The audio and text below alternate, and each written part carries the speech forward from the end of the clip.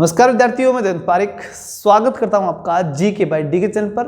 और विद्यार्थियों, आज हमारी चर्चा का जो प्रमुख विषय है वो ये कि जिस समय एग्ज़ाम नहीं हो, या ये कहें कि जिस समय हमारे ऊपर एग्ज़ाम का प्रेशर नहीं हो, जैसा कि आज का टाइम चल रहा है, उस समय हम किन प्रमुख विषयों की तैयारी करें और किस प्रकार करें और किन रणनीतियों के तहत करें कि जिस समय हमारी एग्ज़ाम हो तब यही चीज़ें जो आज करें वो उस समय हमारे लिए इतनी काम की हों कि हम पूरे कॉन्फिडेंट होकर कह सकें कि देख, उस समय मैंने ये तैयार कर लिया था तो आज मेरे बड़े काम की चीज़ हो गई और आज मेरी सफलता का मेन आधार बन गई।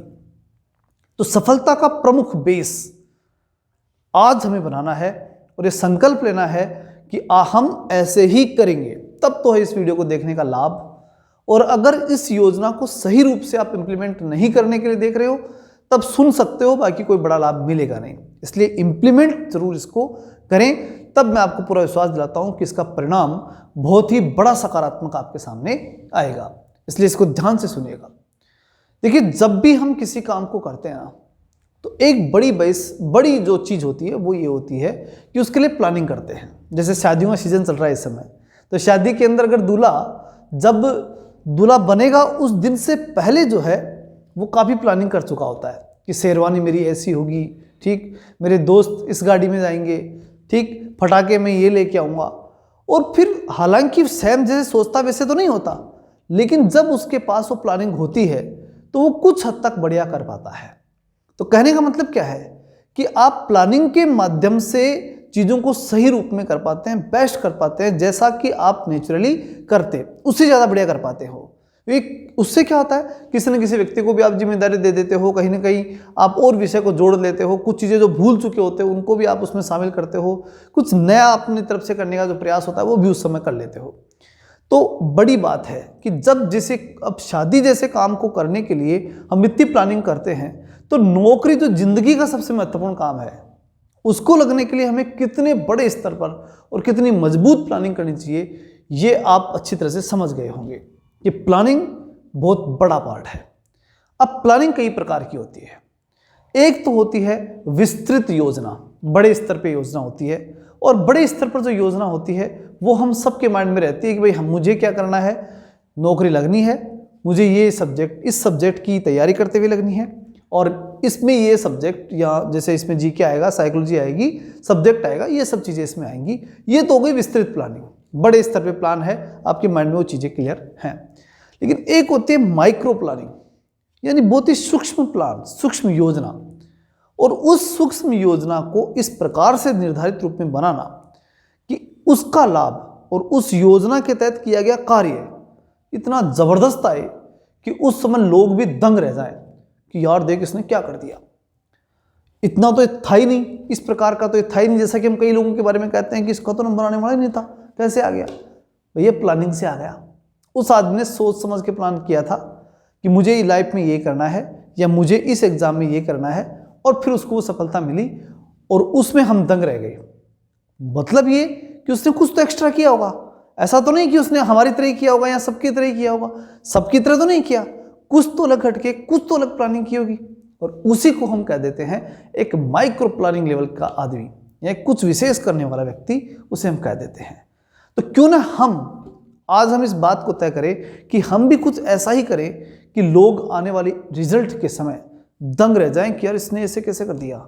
ये चीज़ पूरी दुनिया को हमें दिखानी है। अब उसके लिए माइक्रो प्लानिंग कैसे बनती है उसको ध्यान से सुनिएगा। देखिए, जब हम तैयारी करने बैठते हैं तो सबसे पहली ज़रूरत जो होनी चाहिए ना, वो दो है, एक सिलेबस और दूसरा पिछला पेपर। अगर ये दो चीज़ें आपके पास है ना, तो मान के चलिए आपने बहुत कुछ चीज़ें अपने कंट्रोल में कर रखी है, लगभग सारा मामला कंट्रोल में है, ये मान लो। सिलेबस को तो याद करो। हमारे गुरुजी थे, जब हम पढ़ा करते थे, तैयारी करते थे, तो हमारे गुरुजी एक बात बहुत इंपॉर्टेंट कहते थे कि तुम्हें चाहे किताब आए और चाहे नहीं आए, किताब में मैटर लिखा हुआ वो आए चाहे नहीं आए, एक चीज़ आनी चाहिए और वो है सिलेबस। अगर आपको पूरा सिलेबस याद है ना, तो मान लो कि आपने आधी विजय वहीं प्राप्त कर ली।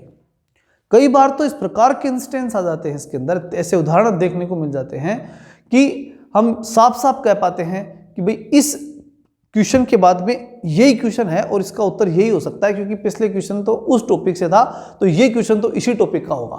इतना तक अंदाजा लग जाता है, कई बार बहुत सी बार ऐसा हो जाता है। अगर आपको सिलेबस याद है तो पहला काम तो आपका ये होना चाहिए माइक्रो प्लानिंग में कि आपको आपका सिलेबस कंठस्थ होना चाहिए, पूरा का पूरा याद होना चाहिए। दूसरा फिर आपका पेपर की जब हम बात करते हैं तो पिछले पेपर उठाइए, 2 से 3 एग्जाम जितनों का पेपर आपको मिल जाए वो उठाइए। अब उसमें सारे क्वेश्चन आपको आए या 2 आए उससे कोई मतलब नहीं, आपको आ रहा है नहीं आ रहा उस समय उससे कोई मतलब नहीं। आप सिर्फ ये देखिए कि मैंने जितनी पढ़ाई की है अब तक, उस पढ़ाई के अकॉर्डिंग कौन कौन से क्वेश्चन तो मेरे लिए सरल थे, तो उसको तो एक कैटेगरी दे दो कि भाई ए या 1, किसी प्रकार का भी एक रिमार्क डाल लो उसमें, चाहे ए लिख लो और चाहे 1 लिख लो, लिख लिया, वो तो हो गया सरल का। बी रिमार्क डालो उन क्वेश्चंस पे जो आप थोड़ा बहुत पढ़ने के बाद या थोड़ी मेहनत करने के बाद कर देते, इतना आपको विश्वास है कि मैं आसानी से कर लेता अगर पढ़ जाता तो, वो बी रिमार्केबल हो गए। और तीसरे जो हैं वो है सी रिमार्केबल, जो आप नहीं कर सकते थे, आपकी हिम्मत, मतलब आप साफ साफ कर सकते हो कि मैंने पढ़ाई करके भी मैं इन क्वेश्चनों को करने की स्थिति में नहीं था, ये चीज तीसरे प्रकार की होगी। 3 प्रकार के क्वेश्चंस हुआ करते हैं। अब जब हमारे ऊपर प्रेशर नहीं होता है ना, उस समय हमें हमेशा उन सी प्रकार के क्वेश्चंस को करने का प्रयास करना चाहिए। यानी आज की तारीख में वो सी प्रकार के क्वेश्चन आपको उठाने हैं और उसके लिए बेस्ट से बेस्ट बुक हो सकती है, बेस्ट टीचर हो सकता है, बेस्ट गाइडेंस कहीं से मिल सकता है। उन टॉपिक्स को, क्वेश्चन नहीं भाई क्वेश्चन किस टॉपिक का है वो देखो कि ये क्वेश्चन इस टॉपिक का है, तो टॉपिक अपने आप में इंपॉर्टेंट बात होगी, क्योंकि इस टॉपिक क्वेश्चन अब आप नहीं कर पा रहे, यही बात हुई।